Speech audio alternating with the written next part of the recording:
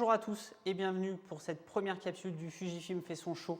Le Fujifilm fait son show, c'est notre salon virtuel qui va prendre place à la place surtout du salon de la photo qui devait avoir lieu cette semaine. Vous savez qu'il a dû être annulé compte tenu des conditions sanitaires que vous connaissez tous.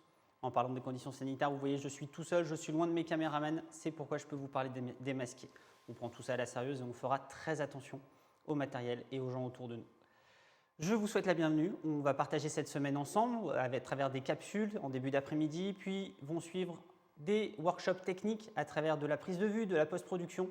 Et enfin, en début de soirée, fin d'après-midi, vous allez pouvoir partager des moments avec nos photographes, discussions autour du matériel, autour de leurs photos, ou même autour d'expositions complètes à travers nos ambassadrices et nos ambassadeurs.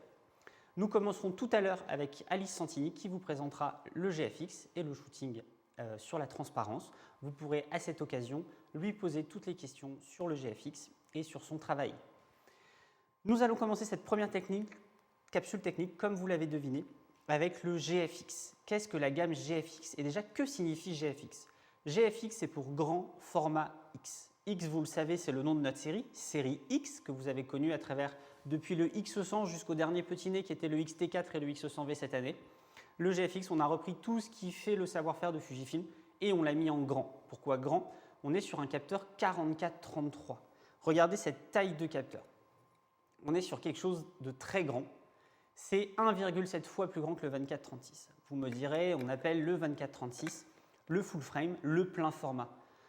Pour les plus jeunes d'entre vous qui n'ont peut-être pas connu l'argentique, le plein format, le 24-36, c'était le petit format de l'argentique. On avait le 24-36 qui était le petit format, les moyens formats qui allaient du 4,5-6 jusqu'au 6,17 avec cet exceptionnel appareil photo moyen format Fujifilm vraiment dédié au paysage, et enfin les grands formats pour les photos à la chambre 4,5 et 8,10.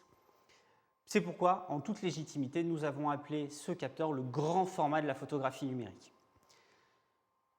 Ce grand capteur, ça va être le point commun de l'ensemble de la gamme GFX, avec le GFX 50S, qui est sorti annoncé en 2016, sorti en 2017, le 50R, et finalement le GFX 100, qui est le plus récent de l'ensemble de la gamme. 44-33, c'est la dimension qu'ils partagent. Ils vont partager aussi une certaine ergonomie qu'on verra juste après, et ils vont partager 50 millions de pixels entre le 50S et le 50R, et 100 millions pour le GFX 100. Parlons des 50 millions. 50 millions, GFX 50S. Pourquoi le S? SLR Style, tout simplement parce que nous avons une prise en main réflexe. R pour rangefinder, vous allez retrouver ce fameux viseur décalé que vous connaissez bien chez Fujifilm, que nous connaissons à travers la gamme XE, la gamme X Pro et la gamme X100, qui vous permet quand on photographie tout simplement de dégager le regard et de garder un contact avec son sujet ou de garder un œil pour tout photographier quand on fait de la street photographie.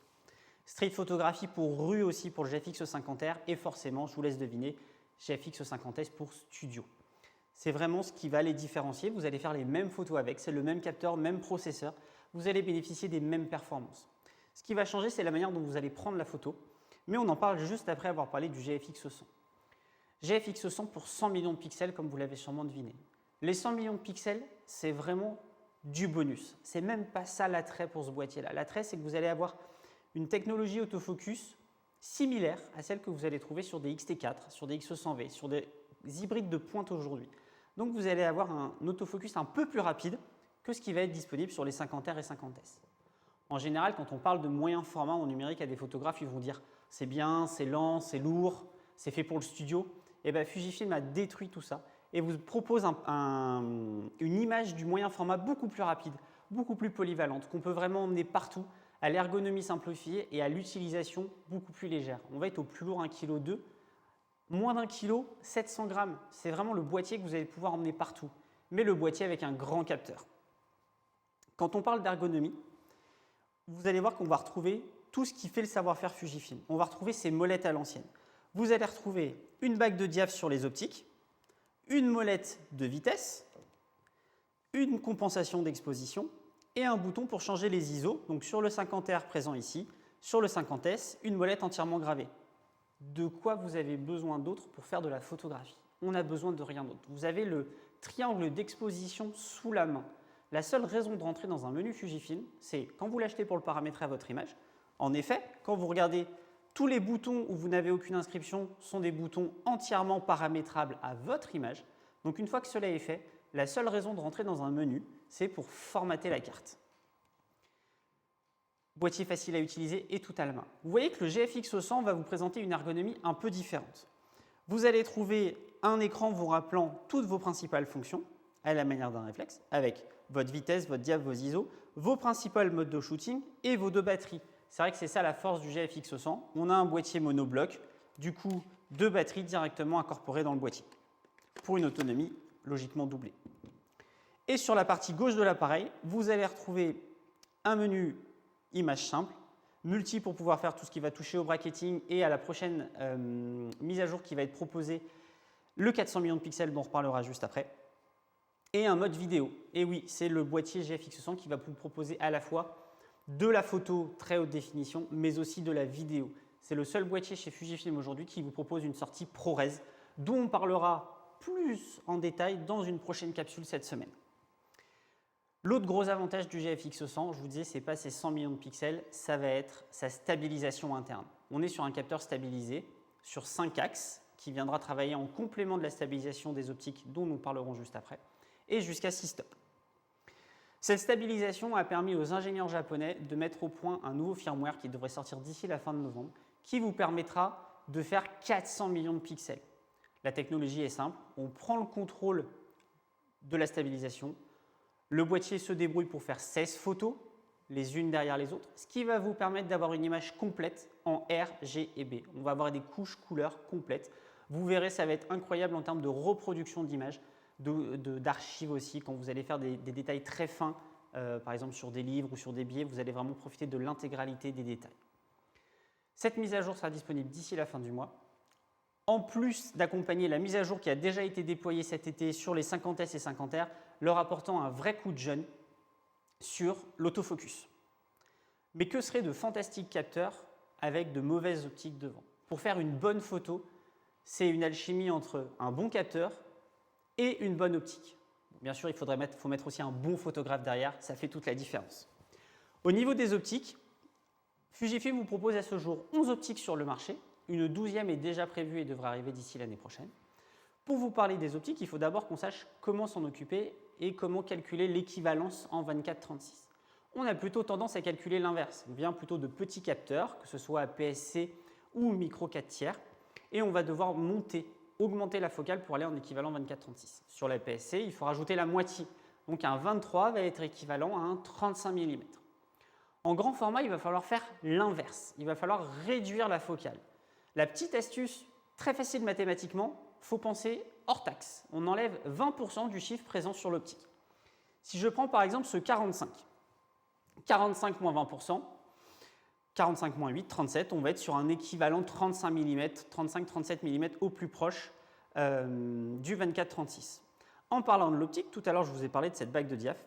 On retrouvera sur toutes les optiques GFX un mode automatique activé avec un petit loquet qui est complètement bloqué. Et enfin, un C pour commande, de manière à piloter le diaph directement à la molette avant du boîtier, comme vous le faisiez avec souplesse sur un réflexe. Donc je déverrouille et puis sinon, vous avez toujours bien sûr le contrôle manuel. Je vous recommande d'aller toucher les optiques. Vous verrez qu'il y a une sensation différente au niveau du diaph quand on est sur un cran plein et sur l'écran 2 tiers. On a vraiment quelque chose de tactile chez Fujifilm. Il faut aller toucher les boîtiers pour se rendre compte de ce que sont les boîtiers, de la facilité d'utilisation que nous allons avoir. Je crois que ça sonne, c'est notre invité. Nous allons avoir dans la gamme Fujifilm, donc on va vous parler en 24-36 pour que ce soit plus simple pour tout le monde. On va partir du grand angle. Vous allez pouvoir photographier au paysage avec un 18 et un 24 mm. Des focales plus polyvalentes comme un 35, un 40 et un 50, ce qui nous fait déjà 5 optiques. Ensuite, vous allez avoir des focales de portrait, 110 qui ouvre à 2, un 100 macro qui est très connu, ce fameux 120 macro en moyen format, c'est une optique que vous trouverez dans toutes les marques, avec un piqué exceptionnel, 120, donc équivalent 100 macro stabilisé.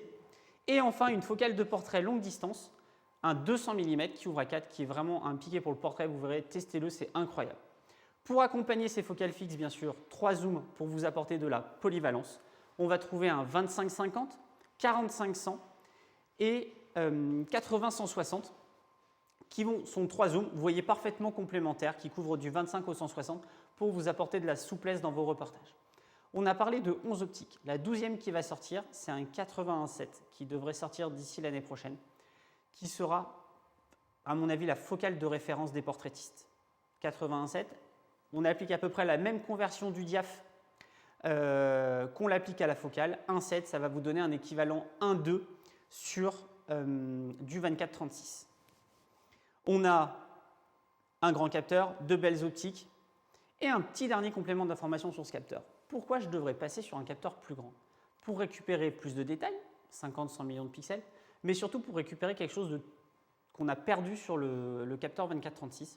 C'est ce qu'on appelle le modelé. Le modelé d'image, c'est cette sensation de vivant, de rendu 3D que vous allez retrouver sur les boîtiers, sur quelque chose qui existait en argentique et qu'on a perdu avec le numérique, qui est devenu trop net, trop précis, trop chirurgical. Vous allez avoir sur le capteur grand format un rendu doux, vous allez avoir quelque chose de vivant, vous avez vraiment l'impression de rentrer en communion avec votre image, même quand vous la regardez de manière numérique sur un écran. C'est vraiment tout ça qui fait le secret de ce grand capteur, c'est son rendu, c'est le savoir-faire de Fujifilm en termes de couleurs, c'est aller chercher ce piqué doux et toujours ce surplus de définition que vous propose aujourd'hui 50, 100 ou même demain 400 millions de pixels. Quand on va pouvoir photographier des paysages ou de l'architecture, des sujets qui sont plutôt figés dans le temps, 400 millions de pixels, vous allez pouvoir zoomer, zoomer et encore zoomer dans votre image sans jamais attaquer la qualité. Pour vous donner une petite idée, 400 millions de pixels sur un tirage de base, 6 mètres carrés. Je vous laisse imaginer la taille des expositions demain, ce qu'on peut en faire, ou le travail d'archivage que ça va permettre de faire au musée.